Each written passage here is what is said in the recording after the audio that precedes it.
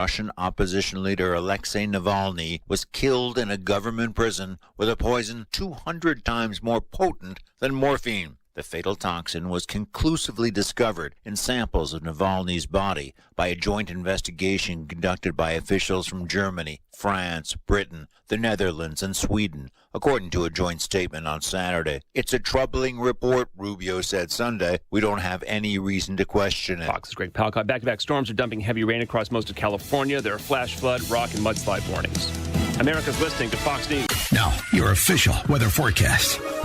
This afternoon will be windy and warm as the temperature reaches a record-breaking 65 degrees, surpassing the previous record of 58 set back in 1921. Expect a mix of sun and clouds. Tonight, clouds will be on the rise with a low of 40. Tomorrow will bring mostly cloudy skies with a high of 55. I'm meteorologist Jason Caterina on AM 560, The Answer. Get the latest weather, traffic, and news updates online at 560theanswer.com. Make sure that you never miss a day of Chicago's Morning Answer with Dan Proft when you subscribe to the Chicago's Morning Answer podcast, presented by Signature Bank. Listen to the entire show each day on demand with limited commercial breaks. You can subscribe today for free at 560theanswer.com and click on podcasts, or search for Chicago's Morning Answer on Apple, Spotify, or wherever you listen to podcasts. Progressive presents Employee of the Month. Small Business Edition. Today's recipient from Lucky Larry's Landscaping, Larry! Larry saved his business money with a quick commercial auto quote from Progressive. Does it help he's his own marketing manager, accountant, executive assistant, and never been late? Technically, yes, but saving really put him over the edge. So, Larry, give Larry a round of applause. Be your own Larry. See if you could save in as little as 8 minutes at ProgressiveCommercial.com. Progressive Casualty Insurance Company and Affiliates. Are you a fraud-paying American? 1 in 4 tax-paying Americans have been victim of identity fraud. With LifeLock, your identity, if it's stolen, they fix it guaranteed or your money back. And last year, billions in refunds were stolen. Could be from your salary, overtime, or second job. Gone. But this year, you don't need to stay a victim. Because this tax season, fraud-paying American is something no American should have to claim. Save up to 40% off your first year with the promo code BECK. Visit LifeLock.com. Terms do apply. The following is a paid political announcement. Stay tuned for a special message from Angel Dad Joe Abraham about his daughter Katie. Put yourself in my shoes. I just spent my first Christmas without Katie. My daughter was murdered by an illegal immigrant Governor Pritzker protected. Imagine her final breaths, knowing that you would have given your life for hers, but you didn't have the chance. Put your child in Katie's shoes. Think of the unfulfilled dreams, the unrealized joys, and the permanent loss.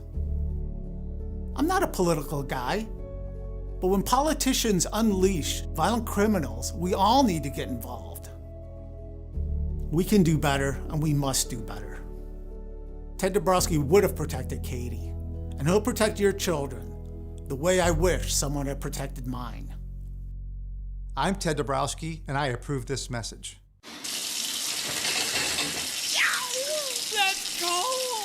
Don't get stuck with a cold shower this winter. Give CenterGuard Plumbing a call. Get a new 40-gallon water heater installed for just $1,195 for standard installation, or a 50-gallon heater for $1,295 standard installation. A proud new sponsor of AM 560, CenterGuard is offering specials on new water heaters. Old man winter is here. Don't get stuck in the cold. And the same can happen to your water heater. If you're having hot water issues or your water heater's over 8 years old, take advantage of this winter special today. CenterGuard Plumbing is Chicagoland's same-day water heater experts. Call before noon and they can schedule your repair or install the same day on in-stock water heaters. They'll even haul away your old one no charge. You're only a text away from install today. Call 847-406-8883. Mention AM 560 to receive winter special pricing. That's 847-406-8883. Call or text 847-406-8883 or visit CenterGuardPlumbing.com.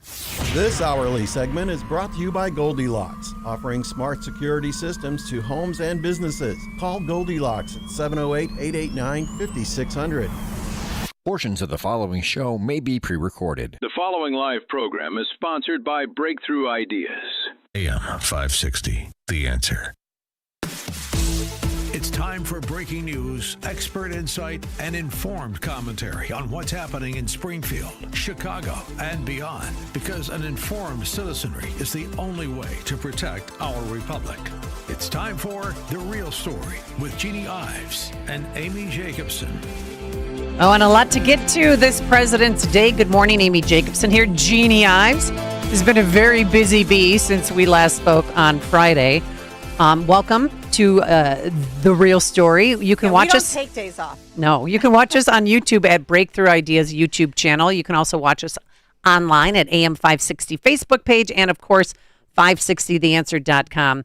That's how you can watch us online. And we're here for you, 312-642-5600. That's our call-in line. You can also text us on that very same line. So last we spoke, there was a little bit of a spell check on aisle 3. No, at Champaign County with Ted's name. They called him Tad. Yes. So since I've seen you, what have you been trying to do to get that fixed? Well, I am helping Ted on his campaign. I think there's nobody who doesn't know that. And so the campaign has been going back and forth with the Champaign County clerk who has vowed to not fix the problem here. So a demand letter was sent to him. And he said he's not going to do anything other than, yes, he agrees that any vote cast for Tad Dabrowski will count as a vote cast for Ted Dabrowski. He's going nice of him. Yeah, exactly. Yeah. He's going to give the voters something that says, listen, this is misspelled. Tad should be Ted. So he's going to do that for people who pull a Republican primary ballot. And then, but he refuses to actually stop voting and correct his mistake. And that's what he should be doing. And this, of course, is Aaron Amons, who is a previously convicted felon, eventually got pardoned by Governor Quinn, and then he got his record expunged, which then allowed him to run for office. And he runs the clerk's office. Okay. So do you think this is personal, though? This no, is a political vendetta? I think he's sloppy. Retribution or just sloppy? No, I think he's sloppy. I think his office is incompetent. And I think that they either don't have the money to reprint the ballots or they don't want to do the work to print the ballots, because once you reprint them, you also have to recalibrate all the machinery. Plus, he's already sent out vote-by-mail ballots and they have the wrong spelling on it. He doesn't want to correct that as well.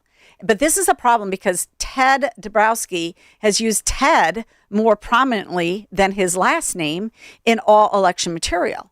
So it is an issue.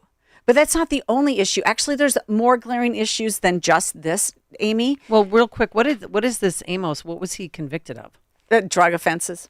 Oh, mm-hmm. Yeah, I did see a heroin conviction. Yeah. No, I believe in redemption, but okay. Well, I mean, the story between him and his state representative wife, Carol Amons, even gets more knotty as it goes on, because Carol Amons she just filed legislation, HB 3355, that would make Illinois go to an all vote by mail state. Literally mailing every single name on the voter registration list a live ballot. They do that in California. I know Utah, some other states, but that is, but it's not for the primary. It's for next November. Yeah, that would be, but this is a hot mess because our voter rolls are very dirty. In fact, my organization is involved in a judicial lawsuit over cleaning up the voter rolls, and everybody knows that this is a problem. So, but that is actually not the worst part of this. The worst part of it is that there are literally 3 different ballots for the Republican primary governor's race right now. There's one that has Champaign County with Ted's name spelled wrong. Mm-hmm. There are ballots that include Joe Severino, even though the last certification from the state board was that he was not certified to be on the ballot. And there are ballots that don't include Joe Severino. And the big counties of Lake, Kane, and McHenry all include Joe Severino on the ballot and are continuing to vote with Joe Severino on the ballot, even though the last State Board of Elections certification letter to clerks on January 27th had him deleted. So then what happens if somebody votes for him in those counties? The vote's just a throwaway vote? It's a throwaway vote, but that could have gone to another fair. Republican candidate. Yes, so you had disenfranchised candidates, you have disenfranchised voters, and they are continuing. They won't stop the voting. I mean, this should be a statewide injunction. All voting stops. I mean, I look, I don't want to really give Cook County much credit, but to their credit, they knew that there was pending litigation under some of these names on the ballot. They said, we're not going to start early voting. and we're not going to send vote by mail ballots out until March. There is a God. You can't even believe it. 312-642-5600. If anyone's voted early, they've seen these 3 different Republican ballots that are going around. But it's crazy. Look, so the State Board of Elections actually, I think, is at fault here. They have not given clear guidance to clerks who are ministerial and only. They take what the State Board says and they put it on. Some clerks are now claiming that they have leeway to decide who goes on the ballot or not. This is not how it's supposed to work at all. And the other thing about it is, the other big problem here is that the Democrats have so expanded the early voting season and the vote by mail that they have created the pressure for clerks to get things done earlier so they can open early voting 6 weeks prior to Election Day. And so that's where the pressure came from. And this is what also needs to be closed up. That gap needs to be closed up. Maybe only 3 weeks of early voting. 6 weeks is ridiculous. And then broad scale vote by mail. 312-642-5600 is our number. But there's also another problem with a spelling error. A week from tomorrow is a debate, a GOP gubernatorial debate on Fox 32. And what did they do there, Jeannie? Oh, yeah, I'll read it. Conservative entrepreneur and researcher Tom Dabrowski. Okay. And DuPage County Sheriff James Mendrick are slated to participate in a debate on Fox Chicago on Tuesday, February 24th. Have you reached out to Fox 32 so that, if they're printing any, name tags that they might want to know now that his name is not Tom, it is Ted. So or Tad. What the heck is going on here? Or Tim, or what's next? What iteration's next? Ty? I don't know. What 3-letter word male name that begins with T can you come up with? I don't know. But do they know about this? I mean, I don't know. I don't know. I them? just saw this today myself, so I'm sure that they're going to correct it. Oh, yes. But Check, I have Paris Schutz's cell number. I should just send a note to him it's Ted. Yeah, no, I would definitely do that. Yeah. In between breaks here, we should be doing that. But also it said the former state lawmaker Darren Bailey, who lost to Pritzker in the 2022 general, the alleged frontrunner, he's not going to be in attendance. So what is the play here? If he's not going to attend the live TV debate and he's not going to be attending so far our debate or AM 560's debate on that following Thursday, what is he, just resting on his laurels? I mean, yes, absolutely he is. And in fact, at a Will County event last night, Bailey walked out early. And his speech was, we all got to come together after the primary and we have to have a unity breakfast and all this. He's assuming that he's winning, which is really a bad assumption in my What part in the program did he just walk out? After his speech, he just decided he had had enough and he left. Because he thinks he doesn't need to interact or engage. He thinks he's going to rest on $50 million in name ID that was bought for him. He didn't raise any of that money himself. None of the, no real money. Unfortunately, we got behind him and he got the money. Another interesting thing before we go to break here, I want to bring this up because the reason that I got involved in understanding more about what was going on with the Severino issue and all that, and it all started to come out, is because DuPage County shut down all of their voting on Friday because the appellate court had decided that Tadora Brown could be back on the ballot. And so that race affects 8 different counties. Some of those counties had Tadora Brown. I'm not sure, actually. I don't know that any of them did. 11th Congressional District goes Cook, McHenry, DuPage, Kane, Lake, Will, Boone, and DeKalb. Right. So the court's decision to add Brown back to the ballot required DuPage, you said, to stop all voting. Mm-hmm. Okay. So they did the right thing. They stopped all voting. They said we have to reprint ballots, then we have to recalibrate and retest all the equipment, and then we'll open early voting. But fortunately, they had not sent out vote-by-mail ballots either because they knew there were these pending challenges. And they're also one of the counties that they did not include Joe Severino. So that was good, too. But Tadora Brown, she's a piece of work, I tell you. Well, yeah, what's her scoop? I mean, it said that she was being indicted along with her husband for $742,000 of COVID loan fraud. Yes, she got indicted in 2023, and her trial's coming up in June. Okay. And she's running for the 11th Congressional District as a Republican. You can't make it up. No, you can't make this stuff up. Well, we should probably... coming up on The Real Story with Jeannie Ives and Amy Jacobson. Government funding of your local news. Yes, it is a possibility. We will explain. Subscribe to the Real Story podcast on Apple, Spotify, YouTube, or at 560theanswer.com. John was an active man. He'd go for runs, walk the golf course, and always take the stairs instead of the elevator. But then bone-on-bone knee pain got in the way and affected his mobility. It became too painful to even go for walks. And when it seemed like John's only option was knee replacement surgery, a friend told him about the Joint Relief Institute and their affordable, non-surgical knee pain relief. John met with the Joint Relief Institute and discovered their lubricating gel treatment could rejuvenate his lost cartilage. Safe, effective, no surgery. Long story short, John is now back to being active without pain or medication. There is an alternative to knee replacement surgery. Stop living in pain. Call the Joint Relief Institute today, 708-315-6800, or visit jointreliefinstitute.com. Locations in Glenview, Oak Brook, and Orland Park. That's 708-315-6800. Medicare and most private insurance plans accepted. Reclaim your mobility with the Joint Relief Institute. When you build a home for the next chapter of your life, you're not just choosing floor plans, finishes, and paint colors. You're making a decision about where your life continues after all the years you've worked so hard.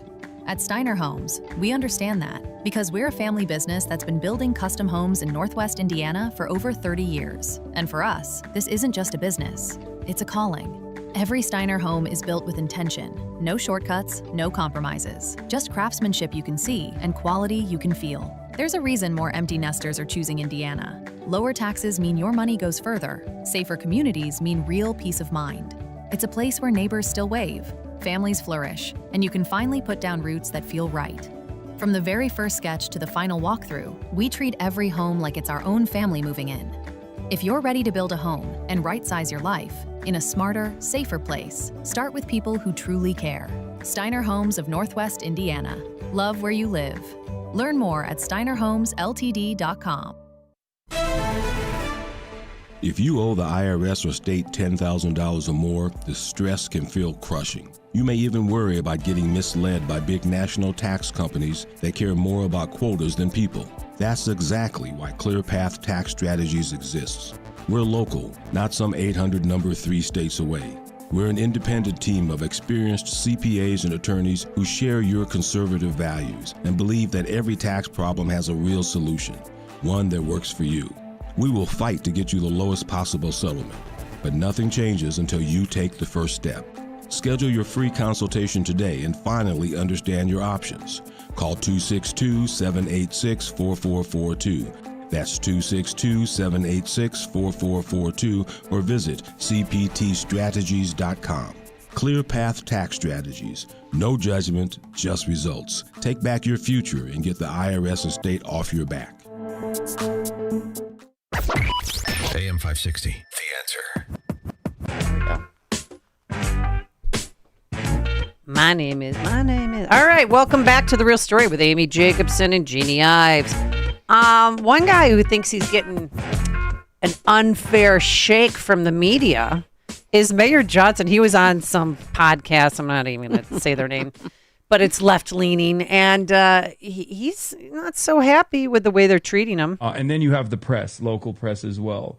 The local press has not been very kind to your mayoralty, I would say. I think they are always going to be playing a role in undermining the goals that you're trying to accomplish for the most part. I don't know if you would say that's a fair assessment. Would you agree with that? I would agree with that. Okay. Yeah. From the very beginning, the corporate media has just been out to separate me from my base, but also to characterize my leadership and administration as some sort of fluke.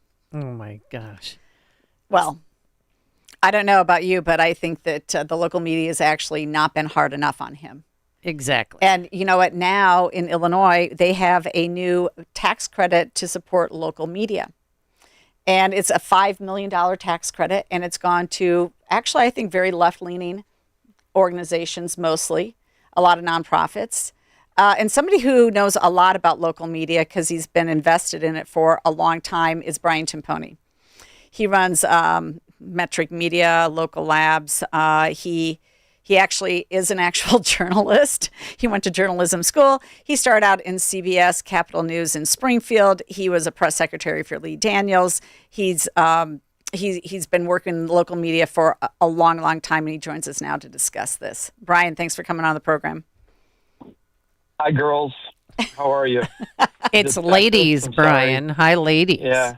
And Jeannie, Amy is a real journalist, too. I mean, she was out in the streets doing it when we used to have real reporters in Chicago. So yeah, I remember that. Yeah, she knows more about it than anybody. And now people take selfies at double homicides. I mean, it puts that on social media, like, oh, look at me, pursing their lips and sucking in their cheeks. Like that is sickening. I mean, have some respect for the dead body that's 10 feet away from you. But I digress. You're here to talk about something else, Brian.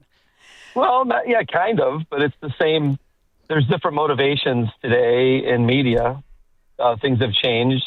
And way back when there was no internet and there was no social media and the, quote, corporate media actually did exist, there was a profit motive, and meaning you wanted to get people to actually watch what you were doing. And you were content to work in the media business. Today, most people who work in journalism in Illinois are hoping to get a job with a nonprofit. It might be the nonprofit they're working for in journalism, but it's not. There is no corporate media. I was laughing at myself listening to that quote from Mayor Johnson. There is no corporate media really in Chicago that's left, and it's actually one of the problems. So, but I can expound. Well, tell us about the local journalism sustainability tax incentive program. The state rep from Rockford, Stadelman, was a reporter. I think he was a TV reporter, and he came up with this idea. And the idea was to try to incentivize newspapers to hire people. Of course, most people, I started out as Jeannie said in her intro on the journalism side. I was a reporter. I worked for WCIA TV in Central Illinois, out of Champaign and other places. And I was on the journalism side, the product side. I had no idea how the business actually worked. When I got out of the product side, I got to understand how the business actually worked. Representative Stadelman doesn't know how the business works, so he thinks that a tax credit will incentivize hiring. And so he created this tax credit, and I think it was $4 million that was dispensed, and more or less every existing news organization except for mine got money. We're not allowed to be part of that. And if you look at the list of those who got money, there are the existing corporate news products who are making a go of it still. And then but most of them are nonprofits that are funded by left-wing advocates, left-wing activists rather, including Governor Pritzker. And they are the ones who were, if you look at there's a sheet that was distributed that if you guys can post on social media so that everyone can see it, that lists how much money each organization got. And the only ones who got hiring credits on the list were the ones that were nonprofits who are more or less getting money from some rich liberal guy to go hire reporters to go and push their agenda in the day to day. So it actually wasn't the corporate media that got any money for hiring. They got a tax credit, but the hiring money went to the nonprofits. So it's silly and misses the whole broader point of why the media business has struggled. And it's not helpful, but that's what happens in Springfield. So. Well, I mean, they pair this, though, with a couple of years ago, they passed the media literacy requirement for high schools to have that as part of their curriculum. And, that's problematic as well because you've got left-wing teachers, quite frankly, influencing students as to what constitutes real media and what doesn't. But we've got, the media made a difference in Trump's campaign, let's face it. All the alternate media, all the alternate podcasts made a difference. And so the idea that the state is funding $5 million a year to their favored media outlets really puts a thumb on the scale of actually having a freer enterprise about when it comes to media. Yeah, obviously that's true. Media has always been on the left because people who chose to go into journalism after Watergate were mostly left-wing people. It's just kind of what it was. Media literacy became a buzzword or buzz phrase after people like me tried to offer alternatives. It's very funny to me that there's a suggestion that if you subsidize, the Tribune or the Daily Herald or Block Club Chicago, that you're helping them beat me or beat free speech elsewhere. Today, it's pretty easy to get the word out. It's true that there are some institutional journalism entities like television where elderly people still watch it and get the wrong idea. But for the most part, you don't need any subsidy to write more prolifically, to do original reporting. You could have your own blog and be on X and reach more people. We all know that. Look at what you guys are doing and look at what Dan Proft is doing. You guys reach more than the Tribune does in a month. Of course, they won't tell you that, but that's the truth. And media literacy, I have to laugh because I have kids in high school, and back when a couple of years ago, when we were getting a lot of attention for our newspapers, one of the teachers in one of my kids' classes at a local high school that will remain nameless held up one of our newspapers and told the class it was propaganda. Right, with propaganda in the class. My daughter sitting there, she texted me and said, "Do I say anything?" And I said no. I said, "Just lay low and let her talk." But the next day, my wife thought otherwise and told her to confront the teacher and bring in copies of our papers and to tell her that was her dad's paper that she was talking about.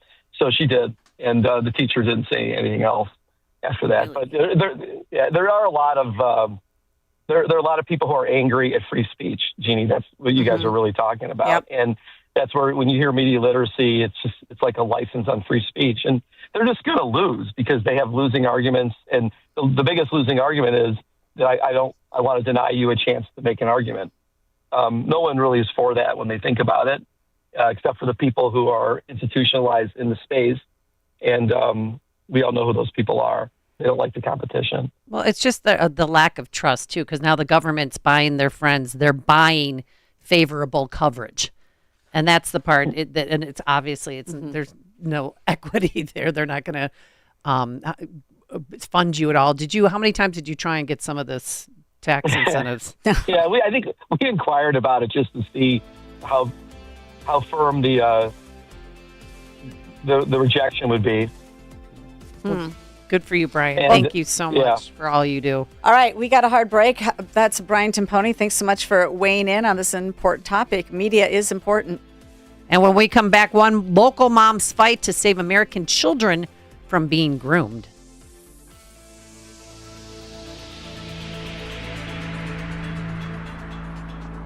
He's tried to mellow out. For what reason, nobody knows. But it didn't take. Let me guess. Sean Thompson. It's not political party per se.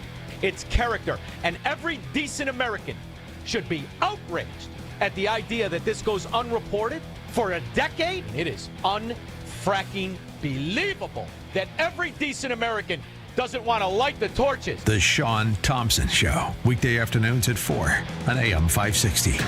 The Answer. Fox News, I'm CJ. Pop with an hour shutdown slams workers under the umbrella of DHS like FEMA, the Coast Guard, and TSA, among others, who could miss paychecks. Oklahoma Senator Mark Wayne Mullen explains why the Democrats are blocking funding. The state of play is to be shut down during the State of the Union for DHS, and that's what it's always been. A Republican on America's Newsroom. Now President Trump's speech set for next Tuesday, his first of his second term. Day 16 in the search for Nancy Guthrie. This one single glove could be a match to the one that masked suspect is wearing on the Nest Cam video. That's Fox's Matt Finn reporting from Tucson, Arizona. Iran's top diplomat met with the head of the UN Nuclear Watchdog Agency today. This is ahead of a second round of negotiations tomorrow with the United States over Tehran's nuclear program. America's listening to Fox News. Now, your official weather forecast. This afternoon will be windy and warm, with the temperature reaching a record-breaking 65 degrees, surpassing the previous record of 58 set in 1921. Expect a mix of sun and clouds. Tonight, clouds will be on the rise with a low of 40. Tomorrow will be mostly cloudy with a high of 55. I'm meteorologist Jason Caterina on AM 560, The Answer. Get the latest weather, traffic, and news updates online at 560theanswer.com. Active Liver from New Nordic protects your liver so you can enjoy life to the fullest. Online at Amazon or in stores at CVS, Wegmans, and now GNC. If you'd like a smartphone that's really smart, download the OnePlace.com app, the app that will inspire your faith daily and provide answers to the biggest questions of all. OnePlace lets you download your favorite pastor's programs and listen, even offline or in airplane mode, with easy connections to your Bluetooth speaker or dashboard. To download your free OnePlace app, visit the iTunes App Store or the Google Play Store for your Android device and search for OnePlace. That's OnePlace. Do you owe $10,000 or more in credit card debt or personal loans? With credit card debt at all-time highs, Debt Relief Advocates is urgently notifying consumers of debt relief now being made available, designed to aid consumers with out-of-control credit card debt. Those who qualify and enroll for this relief program will only have to pay back a fraction of what they owe. This is not bankruptcy or a debt consolidation loan. This is a relief program that credit card companies would rather you not know about, as it ends your debt nightmare and saves you lots of money. Consumers owing at least $10,000 in credit card debt or personal loans can now take advantage of this debt relief as the cost of living skyrockets. Debt Relief Advocates has established a relief hotline for you to call to learn what debt reduction you may qualify for, so don't wait. For this free information, call the Relief Hotline at 800-522-2174. 800-522-2174. 800-522-2174. Hello? Sir, this is Officer Peterson. There's been a string of break-ins in the area, and your office, it was hit. Hit? What do you mean? We were robbed? Looks like the back door lock was easily pried open, and they moved through the building like they knew exactly what to take. We see wires everywhere. No computers. What? No computers? I just upgraded everything. Looks like they moved fast. We only found out because a neighboring business had their alarm go off. Do you have any security cameras? No, nothing. Don't wait until it's too late. Goldilocks protects Chicagoland businesses with custom security solutions. From reinforced commercial doors with keyless entry to cameras and 24/7 monitoring that alerts authorities immediately. Schedule a free on-site assessment at GoldilocksInc.com. Again, that's GoldilocksInc.com. Plus, AM 560 listeners get their first 3 months of monitoring free with a new install. Call 708-889-5600. That's 708-889-5600. Goldilocks, Chicago's premier locksmith, doors, and security systems company since 1981. As a local business owner, you get called every week by marketing companies. We get it. We have hundreds of satisfied customers. Here's what a satisfied client recently said. Open enrollment is going great. We're hitting record numbers. Thank you so much for this report. It really is amazing to see how the marketing is really shaping our enrollment around the city. Salem Surround. Is your business hard to find online? Meet with a digital marketer today for ideas that will make your business stand out. Visit salemsurround.com. This hourly segment is sponsored by Protecting Your Assets with Steve Shyman. Listen Saturday mornings at 8. Learn more at willsave.com. AM 560, The Answer.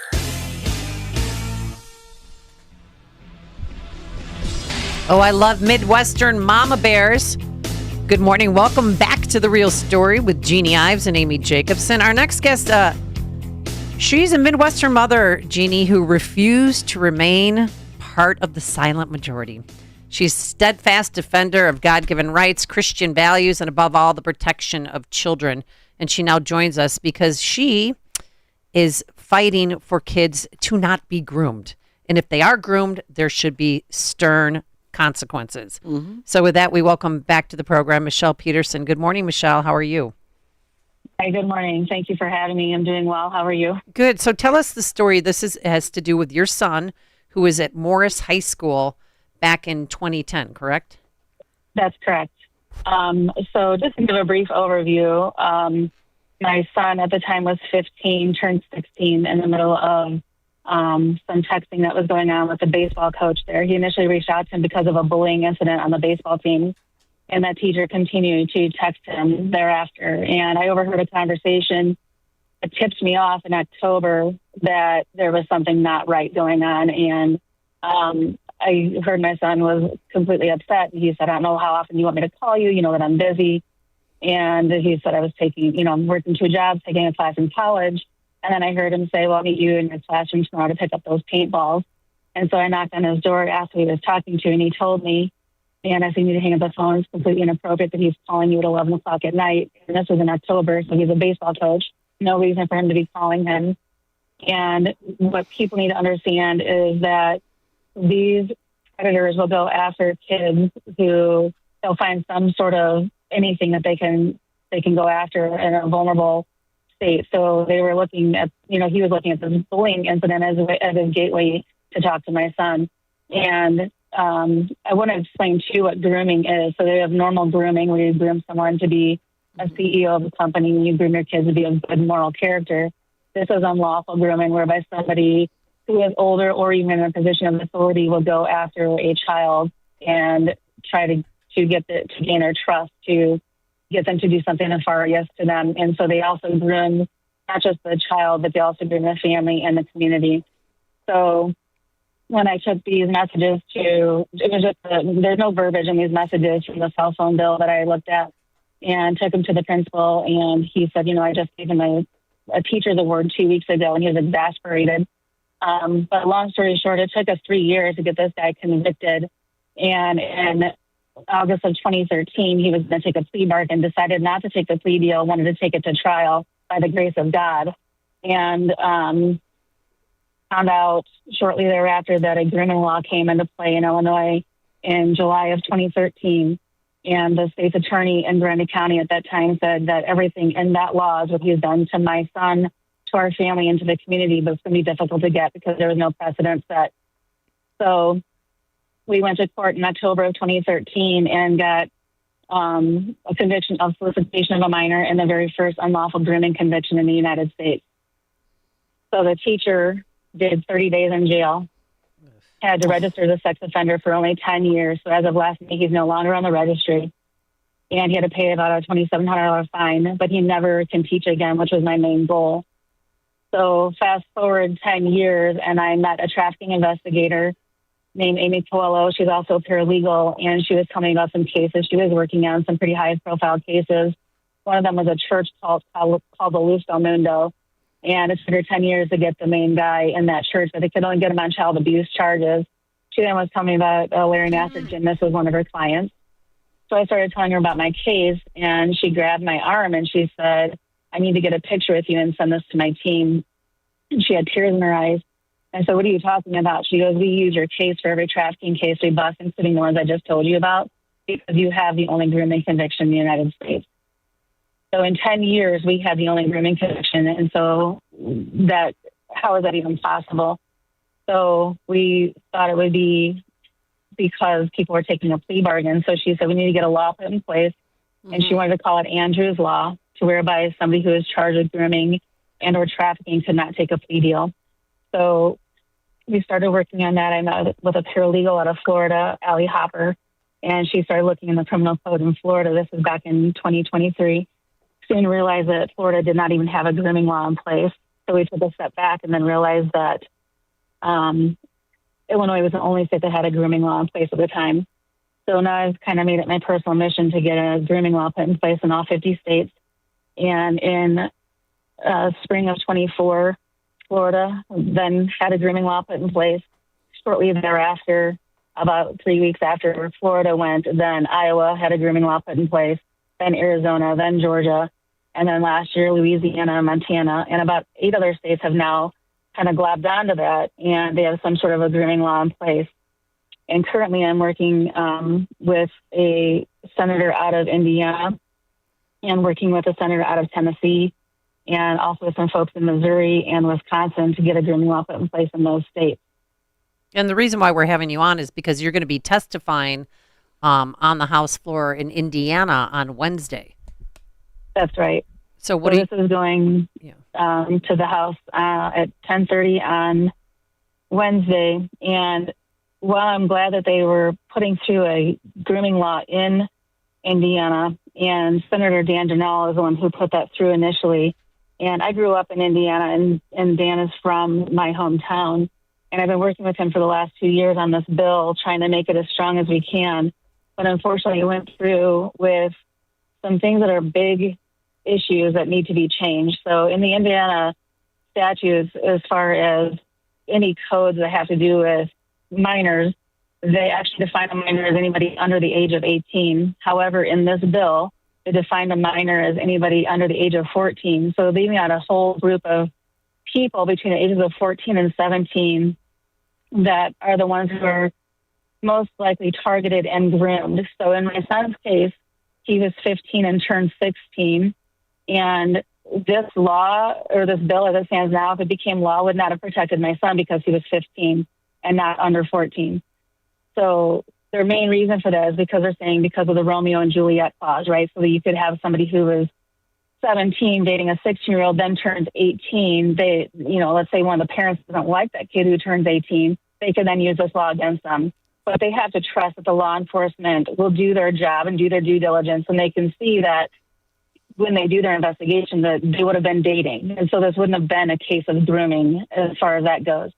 So this bill needs to change just for the mere fact that we're not even defining a child correctly. You can't enlist in the military. You can't buy a lottery ticket. You cannot buy tobacco products unless you're 18 years old. And why is that? It's because you're not an adult by federal law until you are 18.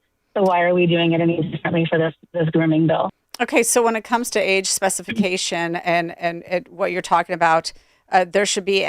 Are you saying that this is not just in the context of a teacher-student relationship, or is this grooming bill larger than that? Like, let's say that there's an adult supervisor at a workplace, and there's a minor. Is it all encompassing, or is yours more focused on the school area? Because there's grooming where, okay, you have a 16-year-old dating a 19-year-old. All right, maybe there's something to talk about there. But grooming should be identified when you have a senior subordinate relationship going on, and there's pressure that way. Right. How are they defining it? So it's more encompassing. So it's not just in somebody who's in a position of authority. So it would be anybody. Because here's the thing, right? Everybody thinks it's this white van syndrome, right? That you're going to be taken and abducted by somebody who you don't know, but more than likely, and in most cases, it's somebody that child or that family knows. It's either a teacher, a family member, a neighbor, clergy, somebody that they already have a relationship with. So this is all encompassing. One of the other things in the bill that it has is it has a verbiage as sexual conduct, and that is defined in Indiana Criminal Code to be anything that has to do with penetration. So it's very specific. So we would like to have that changed to actually sexual activity. That would also include items that would pertain more to grooming, petting, fondling, kissing, those sorts of things. And it would also include sexual conduct. So if we could get those two things changed in this bill and amended, that would be fantastic. Well, like I said, one more thing about this, because, there was reports about 9 months ago, NBC did a really good report on the fact that CPS has a number of students that were already being groomed. They were raped. Oh, yeah. And she had not one, but 2 abortions. You can't, no. And the other thing about it is that, all that happened, it appears, is that they were put on a do not hire list. They were fired. But guess what? A couple of them ended up in suburban schools. Because they resigned before they got put on the do not hire list. But this is very problematic. It's absolutely wrong. The standards need to be much stronger. And then I don't know what happened, but I know that there was a bill at one point in Illinois that said that you can't plead down grooming. Did that end up passing, or was that waylaid? So that's actually our amendment. It's been in committee for the last 2 years. So Judge Davis, who is my representative, and Sue Resin, who is my senator. My son actually worked on a couple of Sue Resin's campaigns when this was actually going on at the time. So we've known the family for a long time, and they're sponsoring this bill. But that bill would make it so you can't take a plea bargain if you are grooming and or trafficking children. And it's been, from my understanding from somebody who was on the inside, they were told to stand down and not call it for vote. My question is why? Well, did you ask them why? Nobody can seem to answer that question. And I asked who it was who told them to stand down. They couldn't answer that question either. I wanted to know if it was J.B. Pritzker, if it was maybe the House Speaker. But, you know, with some of these files are being released by Epstein now, we're finding out that people in high places are involved. And so that would be why they're being told to stand down, I'm sure. The other part that we want to do if this ever does get called out of committee is amend the current bill also, which is being known as Andrew's Law, to make it so that it would expand the sex offender registry to lifelong for anybody who's convicted of grooming rather than just 10 years, and also expand it to places of businesses that are privately owned. So you think about places like Chuck E. Cheese, Dave & Buster's, anybody who's on the sex offender registry can go into those businesses because they weren't in existence when this law was written. And we need to protect those kids because those are literal playgrounds for these guys. So it includes places that cater all or in part to children, meaning like Six Flags, or in Florida, meaning Disney, and libraries, movie theaters, any place where children would be to congregate and to try to keep these pedophiles out of there. What's Sue Resin's bill number on that? Let me look real quick. Do you know? Senate bill something? I do. It's Senate Bill 284 and it's House Bill 1140. Okay. Well, we'll keep track of that. How are you doing? How's your family doing? How's your son Andrew doing? Thank you. I'm doing okay. This is heavy work, but you know, God walked us through this and put us in this situation because I think he knew that what we would be doing with it now, right? So something that was the most horrific time in our lives is now being used for something so good. And God is the reason for some of these things that happen because it makes you stronger when you walk through this and you see what the actual outcome is going to be. My biggest deterrent in this entire thing back in 2010 was our own state's attorney in Grundy County. And they essentially just wanted me to go away, and I would not go away. I had to keep coming back and fighting. And the school was actually our biggest proponent. So the principal at the time was actually someone who did an investigation with that teacher and had a meeting with him and the superintendent and the union rep and flat out asked him if he ever offered my son money for oral sex, if he wanted to make a sex video, and did he refer to his body part as my little guy? And he said he put his head down, shook his head in affirmation and said yes. And he signed it. So I'm like, we got him. And the state's attorney would not subpoena the personnel file that was sitting in until I went down and pressured him to subpoena the personnel file. And I think that was really the linchpin in some of this with that case, was just having that information in writing. And so, like I said, the school was really behind us. And as far as my son goes, he's doing much better now. A couple years ago when I started talking about this again, he was 29 at the time, and he looked at me, he's like, why are you doing this? You already saved me. And I looked at him and I said, okay, Satan. And he looked at me like really cockeyed, and I said, what better way would Satan like me to stop saving other children than to use the person that I love the most to do it? And he looked at me and he said, okay. Wow. So he's doing much better now. We've gone back to counseling too as adults, you know, with him being an adult and me trying to deal with an adult child who has walked through this and is actually surviving this. So people need to understand that they don't have to touch these kids for them to have a profound effect on them for the rest of their lives. And this grooming bill is so important in all 50 states. And I'm actually working with Representative Erin Houchin on the federal level to get a standalone grooming bill at the federal level as well. Good. And so she has that now at the federal level. There is a federal grooming bill, but it's an adjunct charge.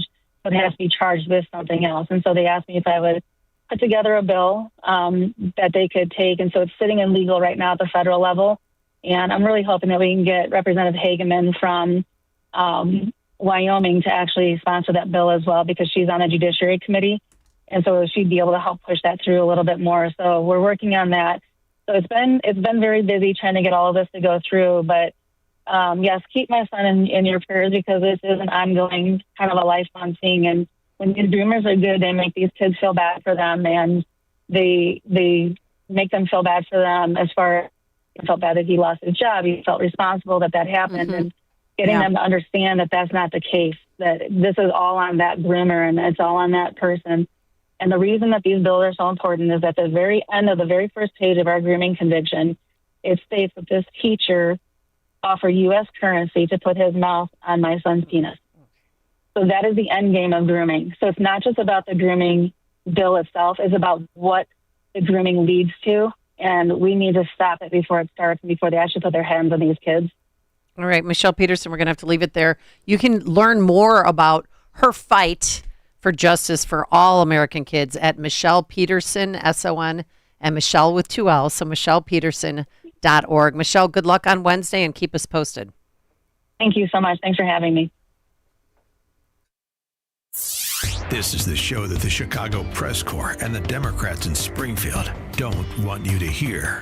It's the real story on AM 560. The Answer. When you can no longer handle your own home, Hearthstone Assisted Living at the Lutheran Home in Arlington Heights is here to help make life easier. Experience upscale living with comprehensive health services. We offer fine dining, engaging activities, available chaplains, weekly worship services, and quality amenities including a bistro, expansive library, and general store. For a limited time, mention WYLL for an additional discount. Call 847-595-5024 or visit LutheranLifeCommunities.org. At Access One, we don't take chances with your technology, and we put $10,000 behind our assessment to prove it.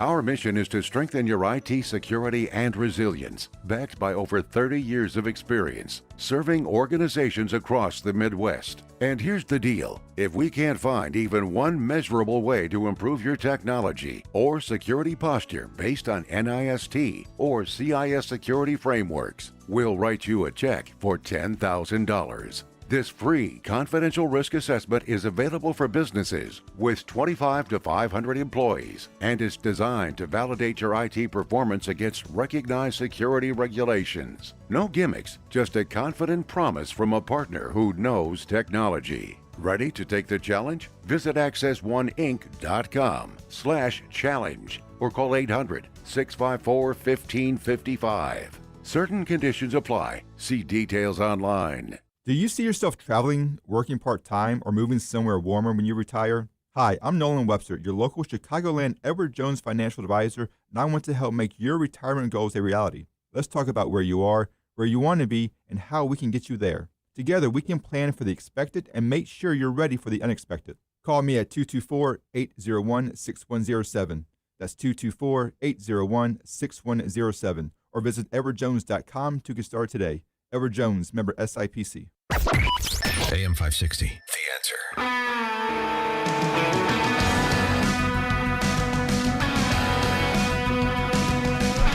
312-642-5600. Do you believe I had to look to see what the number is? Just kidding. All right, so you have a theory.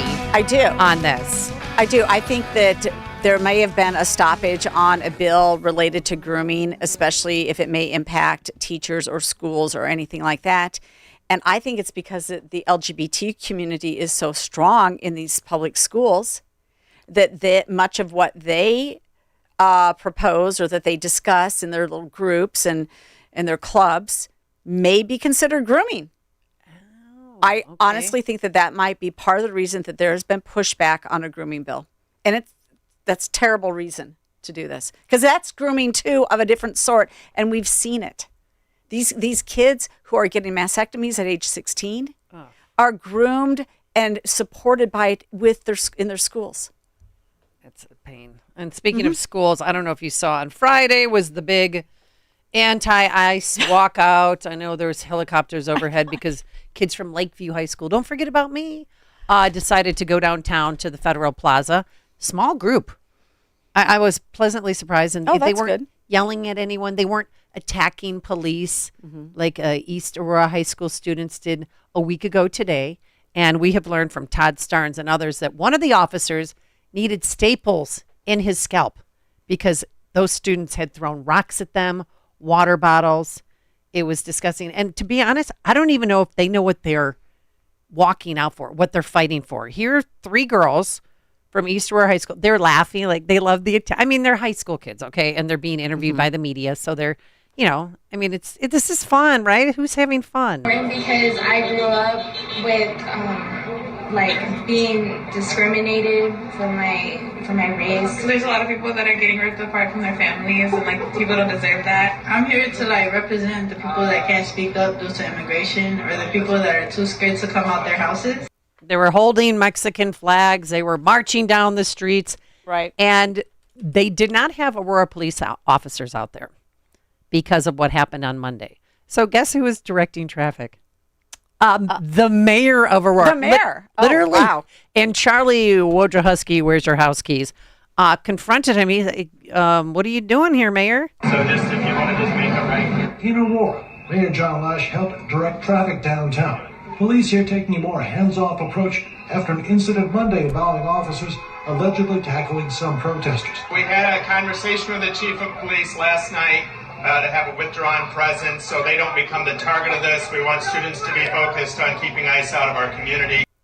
We want students to be focused on keeping ICE out of our community. Shame on you, Mayor of Aurora. Well, I'd like to know where the parents are, but at least there was one man who stood up and presented a Trump flag, just stood there. Oh, and yeah. What happened? Okay, so they threw, one lady had a granny. Sorry, I hope you are elderly, but she looked I'm like a grandma, Amy. Well, okay. Okay, she didn't look like you. She looked like an in her 80s plus. Sweet little thing with a cute little 8x10 sign that said, I'm pro-ICE. They threw a water bottle at her head. And then this guy with a Trump flag, just saying that, because guess what? Mm-hmm. He has a right to exercise his First Amendment right to free speech, folks. And this is how this is what Charlie Wojciechowski, how he phrased it. The protest overwhelmingly peaceful until one man showed up and tried to provoke the crowd with a Trump flag. The students responded and chased him from the downtown area. That's tolerant. But his use of the word, the man tried to provoke the crowd. No, he was also just expressing his opinion. What's wrong with that? And Charlie should know that it wasn't a peaceful protest because here's what they did. Channel 9 told the real story of what they did to the man with the Trump flag. The student-led protest outside of Aurora City Hall turned chaotic quick when a man pulled out a Trump flag and allegedly egged students on. Dozens of students chased the man. And they threw rocks and bottles at him. We'll discuss this a little bit more tomorrow. I don't think it's going to stop anytime soon. Enjoy your day. 65 degrees. Get out there. God bless, and God bless America.